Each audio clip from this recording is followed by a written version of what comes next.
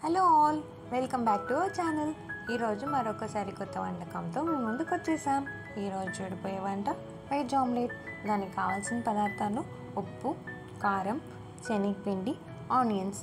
ముందుగా ఒక ప్యాన్లో సరిపడా ఆయిల్ వేసి ఆయిల్ బాగా వేడైన తర్వాత ఆల్రెడీ కట్ చేసుకున్న ఆనియన్స్ వేసి బాగా ఫ్రై చేసుకోవాలి.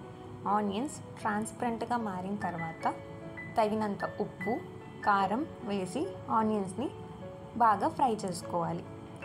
ఆనియన్స్ బాగా ఫ్రై అయినాక స్టవ్ ఆఫ్ చేసుకొని మరొక బౌల్లో శనగపిండి వేసి ఆల్రెడీ ఫ్రై చేసుకున్న ఆనియన్స్ మిక్స్చర్ని కూడా యాడ్ చేసి బాగా మిక్స్ చేసుకోవాలి.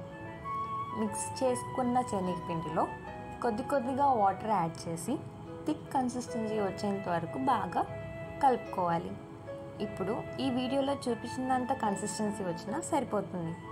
ఇప్పుడు స్టవ్ ఆన్ చేసుకొని దోశ ప్యాన్లో ఆయిల్ వేసి ఆల్రెడీ మిక్స్ చేసుకున్న పిండిని ఆమ్లెట్ లాగా వేసి మీడియం ఫ్లేమ్లో బాగా కాల్చుకోవాలి.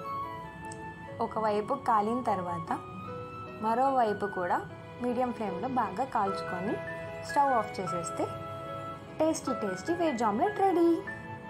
వేడివేడిగా ప్లేట్లో సర్వ్ చేసుకొని ట్రై చేయండి.